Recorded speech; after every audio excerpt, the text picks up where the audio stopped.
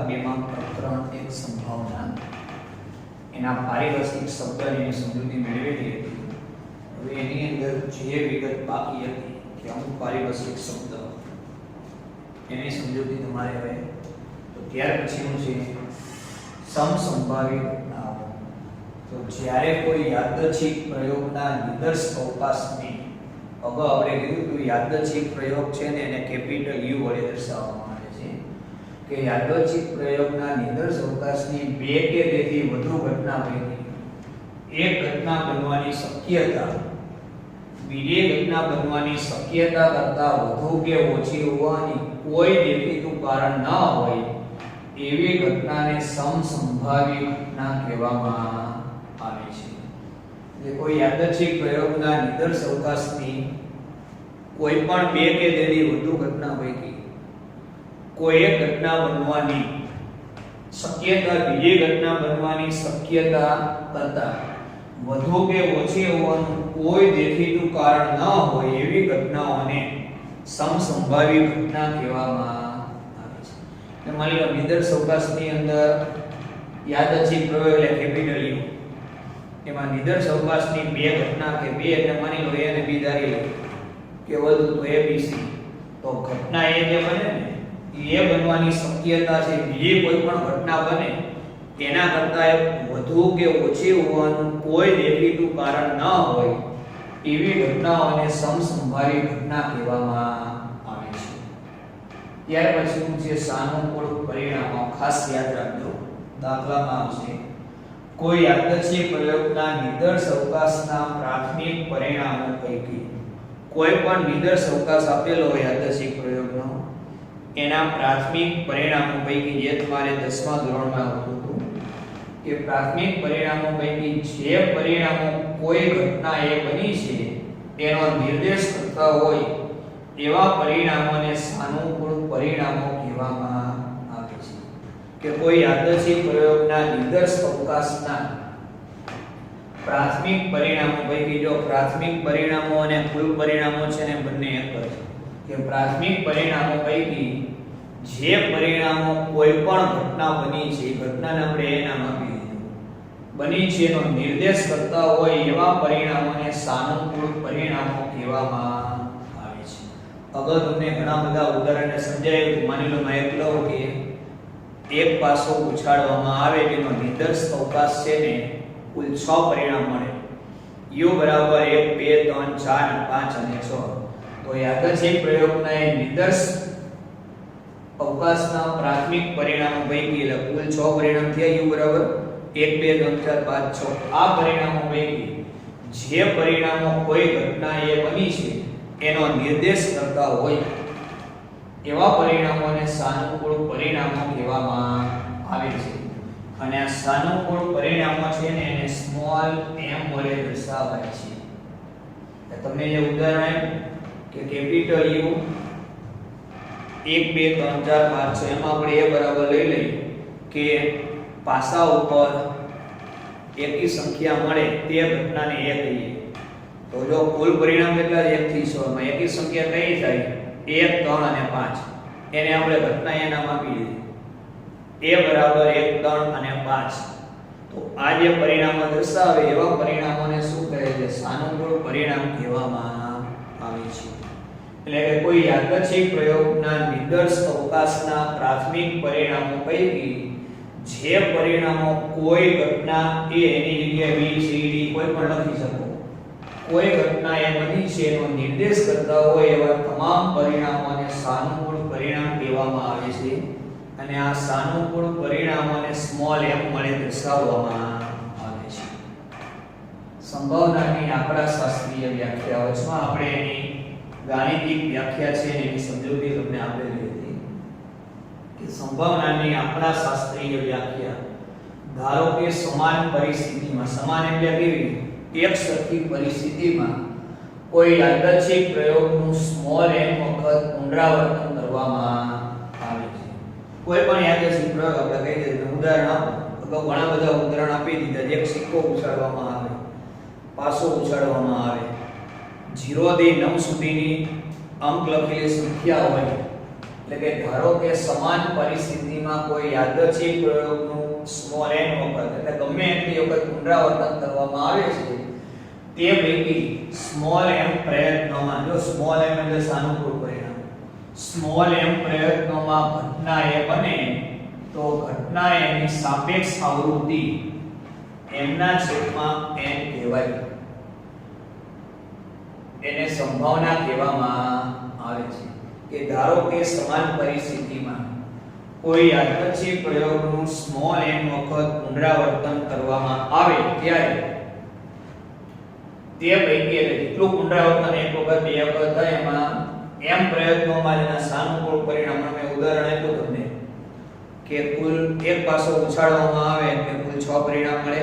એમાં મેં કીધું કે ઘટના એટલે આપણે કહી દઈએ કે પાસા ઉપર એકી સંખ્યા મળે તો ઘટના એની સાપેક્ષ આવૃત્તિ m ના છેદમાં n ઘટના એ બનવાની સંભાવના કહેવામાં, એનો p ઓફ એનો અંદાજ આપે છે, એને આંકડાશાસ્ત્રીય વ્યાખ્યા કહેવામાં આવે છે.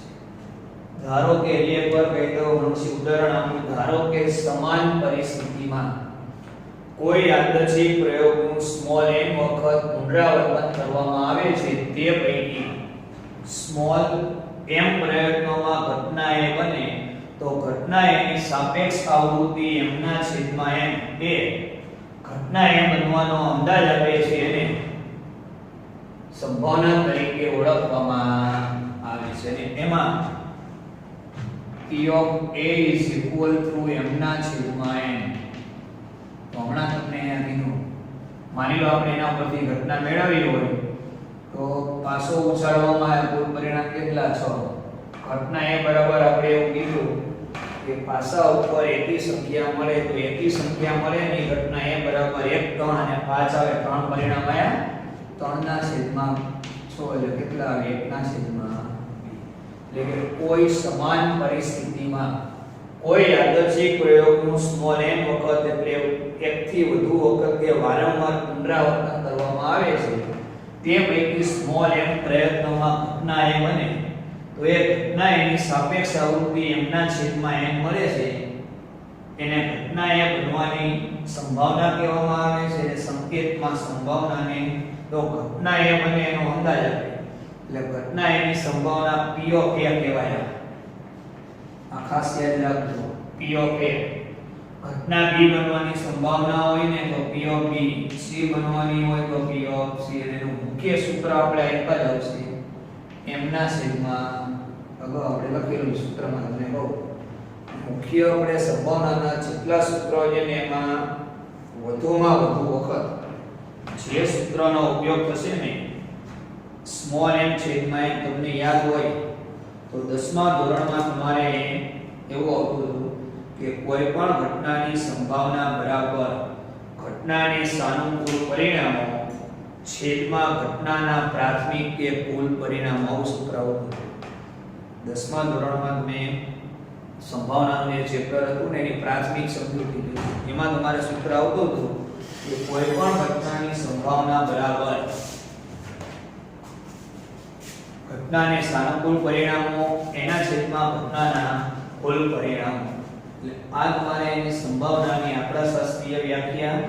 હવે એની અંદર એના મુખ્ય સૂત્રો, એ સૂત્રોની સમજૂતી. તો જો પહેલું, બીજું અને ત્રીજું જે છે એ 11મા ધોરણમાં આવેલું હતું, પણ ઈ ચેપ્ટર જે 11મા ધોરણમાં આપણે લીધું હતું સ્ટેટની અંદર. ચેપ્ટરનું નામ હતું ક્રમચય અને સંચય. તો જો એમાં ક્રમચય, તો ક્રમચયની અંદર કોઈ પણ વસ્તુ છે એમાં, અને આ બે મુદ્દાની ખાસ ધ્યાન રાખજો. ત્યારે મેં તમને કીધું હતું કે 12મા ધોરણમાં આપણે સંભાવનાની અંદર ક્રમચય અને સંચય છે ને એનો ઉપયોગ આવશે. તો કોઈ પણ બે ઘટના આપેલી હોય એના ક્રમચય કે સંચય મેળવવાનો ક્રમચય.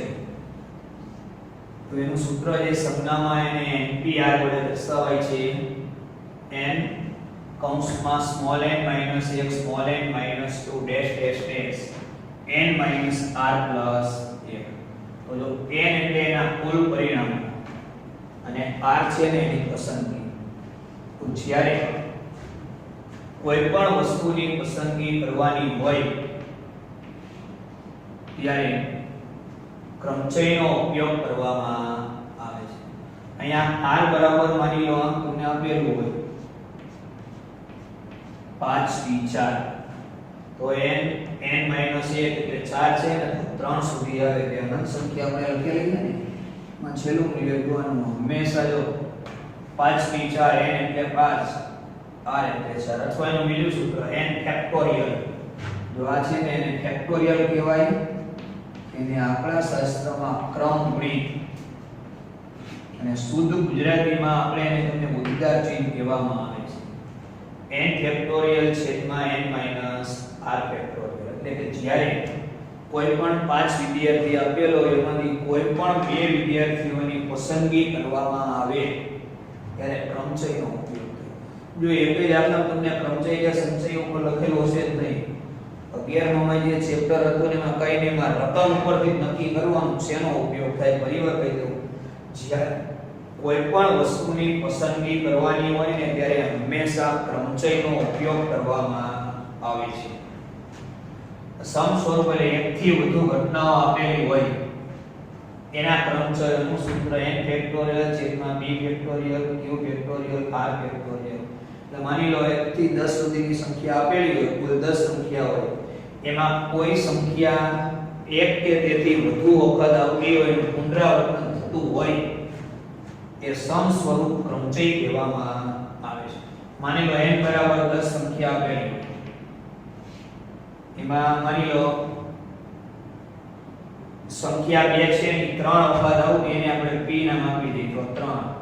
સંખ્યા 4 છે 2 વખત આવતી હોય તો 2 ફેક્ટોરિયલ અને સંખ્યા 4 છે 3 વખત આવતી હોય તો એ જ્યારે સંખ્યા તમને જે આપેલી હોય એમાં સંખ્યાની એકથી વધુ કોઈ સંખ્યા છે એનું પુનરાવર્તન થતું હોય ને તો એ કયા ક્રમચયનો પ્રકાર સમસ્વરૂપ ક્રમચય કહેવામાં આવે છે. સંચય તો સંચયનો ઉપયોગ ક્યારે થાય કે જ્યારે કોઈ પણ પ્રકારની વસ્તુ કે માહિતી આપેલી હોય એની ગોઠવણી કરવાની હોય.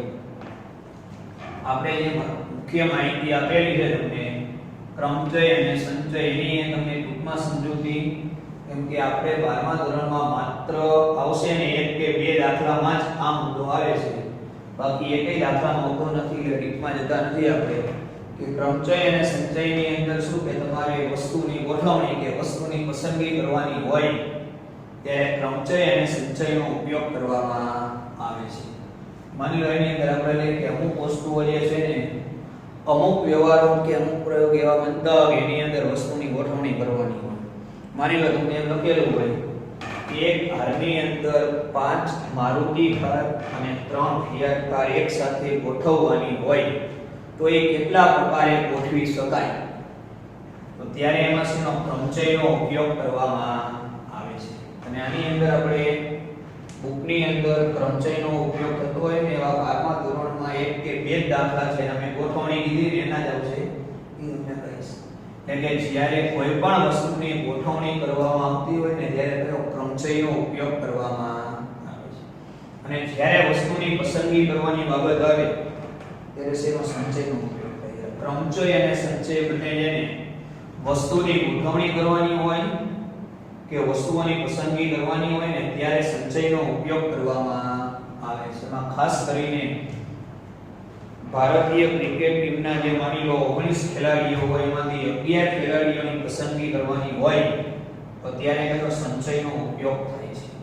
કેમ કે આપણે ઘણી બધી રીતેની ગોઠવણી કરી શકીએ પણ એ ગોઠવણી છે આંકડા શાસ્ત્રની અંદર એકદમ સરળતાથી થઈ શકે એ માટે આ ક્રમચય અને સંચયનો ઉપયોગ કરવામાં આવે છે.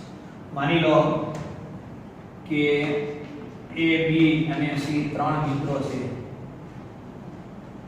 એની અંદરથી બે મિત્રોને આપણે જમવાનું આમંત્રણ આપવું હોય તો આપણે કેટલી રીતે એને આમંત્રણ આપી શકાય તો આમાં આપણે અલગ અલગ આપણી રીતે ગોઠવણી કરી શકીએ કે પહેલું A અને B પછી B અને C ને પસંદગી A અને C ને ત્રણ પ્રકારે એની ગોઠવણી કે પસંદગી થઈ શકે. ટૂંકમાં એટલું યાદ રાખવાનું કે કે જ્યારે કોઈ પણ વસ્તુઓની ગોઠવણી કે પસંદગી કરવાની હોય ને ત્યારે ક્રમચય અને સંચયનો ઉપયોગ કરવામાં આવે છે. વસ્તુઓની ગોઠવણી હોય ત્યારે ક્રમચય એટલે કે જ્યારે કોઈ પણ વસ્તુમાં છે ને મહત્વ ગોઠવણીનું હોય, એ ગોઠવણી કરવાની હોય ને ત્યારે ક્રમચયનો ઉપયોગ થાય, અને વસ્તુઓની બાબતમાં જ્યારે પસંદગીનો ક્રમ આવે ને ત્યારે સંચયનો ઉપયોગ કરવામાં આવે છે. જેનું સૂત્ર NCR એને કોમ્બિનેશન કહેવામાં આવે છે, અને સંચય છે ને એને પરમ્યુટેશન, P છે એને પરમ્યુટેશન, PRMUTATION, અને સંચય એને C હોય કોમ્બિનેશન, COMBI એને TION. કોમ્બિનેશન એટલે પસંદગી અને પરમ્યુટેશન એટલે ગોઠવણી. તમારે એટલું યાદ રાખવાનું કે વસ્તુની ગોઠવણી આવે ત્યારે ક્રમચયનો ઉપયોગ, પસંદગી આવે ને ત્યારે સંચયનો ઉપયોગ. એટલે આમાં આપણે 11મા ધોરણમાં તમારે જે ક્રમચય સંચય હતું ને ઘણું બધું ટીપમાં હતું કે આપણે આ સંભાવનાના ક્ષેત્રની અંદર 2 કે 3 દાખલામાં એમાં 2 દાખલા એવા છે કે એની અંદર ક્રમચયનો જ ઉપયોગ થશે. તમને દાખલા હશે ત્યારે કહીશ. આટલું યાદ રાખવાનું કે વસ્તુની ગોઠવણી હોય ત્યારે ક્રમચય NPR n એટલે એના કુલ પરિણામ, p પરમ્યુટેશન ગોઠવણી, એમાંથી કેટલાની ગોઠવણી કરવાની છે. પરમ્યુટેશન p એટલે ગોઠવણી, અને કોમ્બિનેશન એટલે પસંદગી સંચય. એટલે જ્યારે ગોઠવણી હોય ને ત્યારે ક્રમચયનો ઉપયોગ થાય, અને વસ્તુની પસંદગી કરવાની હોય ત્યારે સંચયનો ઉપયોગ કરવામાં આવે છે. આ બે 11મા ના હતા. હવે આપણે મુખ્ય સૂત્ર કે કોઈ પણ ઘટના બનવાની સંભાવના તમને પૂછેલું હોય કે એક પાસો ઉછાળવામાં આવે છે, પાસા પર એકી સંખ્યા મળે તેની સંભાવના મેળવો. 10મા ધોરણમાં તમારે જે સંભાવના હતું ને માત્ર આપણે ઘટના જ મેળવતા હતા. માની લો મેં તમને અત્યારે કીધું કે એક પાસો ઉછાળવામાં આવે ને એટલે કુલ 6 પરિણામ મળે, એટલે કેપિટલ U કરીને આપણે નિદર્શ અવકાશ એવું લખતા હતા 1 2 3 4 5 6. ઘટના એ બરાબર આપણે એમાં એમ કહેતા હતા કે પાસા ઉપર એકી સંખ્યા મળે તો એ બરાબર આપણે લખતા હતા 1 3 5. આ દાખલો પૂરો થઈ જતો હતો. જ્યારે આમાં જેની ઘટનાની આપણે સંભાવના મેળવવાની આવે તો કોઈ પણ ઘટનાની સંભાવનાનું સૂત્ર છે P of A = m ના છેદમાં n, કે m એટલે સાનુકૂળ પરિણામો, જે એમને વ્યાખ્યા કીધી, અને n એટલે કુલ પરિણામો કે પ્રાથમિક પરિણામ. માની લો એવું લખેલું હોય કોઈ દાખલામાં 3 સંભાવના પૂછેલી હોય તો પહેલી ઘટનાની n નામ આપવાનું, P of A = m ના છેદમાં n, બીજી ઘટના B P of B = m ના છેદમાં n, ત્રીજી ઘટના C P of C = m ના છેદમાં n. એના ઉપરથી એની પૂરક ઘટના મેળવવી હોય P of A' = 1 - P of A. ઘટના એ એની પૂરક ઘટના આપણે તમને સમજાવેલું હતું કે P of A' is equal to 1 minus P of A. માની લો P of B હોય, P of B' મેળવવો તો 1 minus P of B. હા ઓકે. હવે સંભાવનાનો સરવાળાનો નિયમ ખાસ યાદ રાખો. સંભાવનાનો આમાં આપણે જેને સંભાવનાનો સરવાળાનો નિયમ, ગુણાકારનો નિયમ અને શરતી સંભાવના 3 નિયમ આવે છે. સરવાળાના નિયમમાં 2 ઘટના હોય ત્યારે કોઈ પણ 2 ઘટના A અને B તમને આપેલી હોય ત્યારે સંભાવનાના સરવાળાના નિયમનું સૂત્ર P of A of B = P of A plus P of B minus P of A છે. એ સંભાવનાનો સરવાળાનો નિયમ 2 ઘટના આપેલી હોય ત્યારે 2 ઘટના આપણે A અને B કહેવાની. P of A of B આગળ આપણે આવેલું યોગ ઘટના, P of A plus P of B minus P of A છે. બીજો આ છે ને એમ છે P of A P of B minus P of A છે. 3 ઘટના આપેલી હોય એવી છે ત્યારે તો P of A of B of C બરાબર P of A plus P of B plus P of C minus P of A છે B minus P of A છે C minus P of B છે C plus P of A છે B છે C. આનો એક વાક્યની અંદર પૂછે તમને 3 ઘટનાઓ કે ઘટનાઓ A B અને C માટેનો સરવાળાનો નિયમ જણાવો. વાહ લખવાનું P of A of B of C બરાબર P of A plus P of B plus P of C minus P of A છે B minus P of A છે C minus p of b છે c plus p of a છે d છે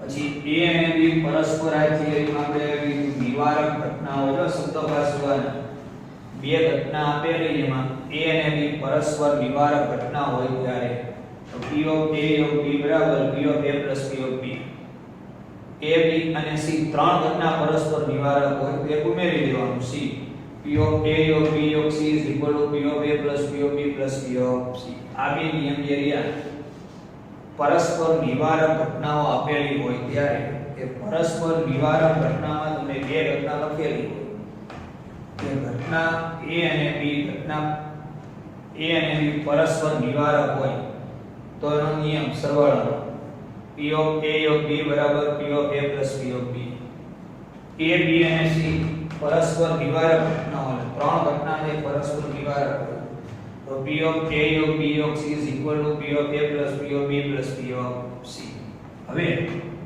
આ સરવાળાના નિયમના છે બધા હવે બે ઘટના એની પરસ્પર નિવારક અને વિશેષ ઘટના હોય આ ખાસ યાદ રાખવાનું ઘટના a અને b પરસ્પર નિવારક અને વિશેષ ઘટનાઓ હોય ત્યારે p of a of b બરાબર p of a plus p of b is equal to હંમેશા એક જ થાય આ નિયમ છે ત્રણ ઘટના આપેલી હોય p of a of b of c અને પરસ્પર નિવારક ને વિશેષ ઘટના લખેલો હોય તો p of a of b of c is equal to p of a plus p of b plus p of c બરાબર 1 આ આપણે સંભાવનામાં સરવાળાનો નિયમ છે એ લોકોમાં મુખ્ય 6 પ્રકારના સૂત્ર આવશે મુખ્ય એને તમારે p of a is equal to m ના છેદમાં n માનવું છે અને એ જ સૂત્ર મુખ્ય છે જો સરવાળાનો નિયમ છે એમાં બે ઘટના આપેલી હોય તો કે બે ઘટનાઓ હોય ત્યારે ઘટના a અને b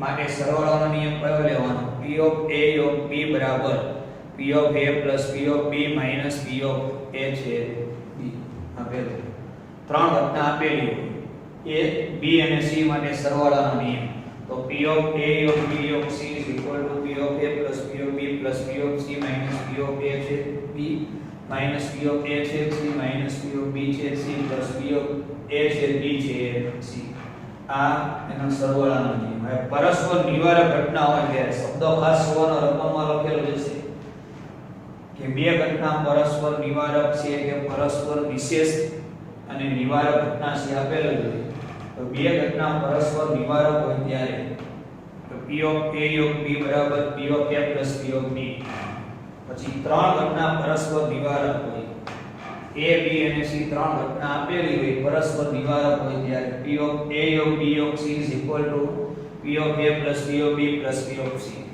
હવે પરસ્પર નિવારક અને વિશેષ ઘટનાઓ હોય ત્યારે તો બે ઘટના આપેલી હોય a અને b તમને ઉપર લખેલું છે કે a અને b પરસ્પર નિવારક અને વિશેષ ઘટનાઓ છે એનો નિયમ જણાવો લખવાનું p of a of b is equal to p of a plus p of b બરાબર 1 ખાસ યાદ રાખજો પરસ્પર નિવારક અને વિશેષ ઘટના હોય ને ત્યારે બે કે ત્રણ ઘટના જ્યારે બે ઘટના હોય ને તો બંને ઘટનાની સંભાવનાનો સરવાળો હંમેશા એક જ આવે યાદ રાખવાનું તો p of a of b બરાબર p of a plus p of b is equal to 1 જ આવે ત્રણ ઘટના abc નિવારક અને વિશેષ ઘટના હોય ત્યારે p of a of b of c p of a plus p of b plus p of c બરાબર આ આપણે તમને સંભાવનાના સરવાળાનો જે નિયમ છે એમાં અલગ અલગ આપણે મુખ્ય 6 મુદ્દા આયા કે એની અંદર ઘટના a અને b માટે સરવાળાનો નિયમ ત્રણ ઘટના માટે સરવાળાનો નિયમ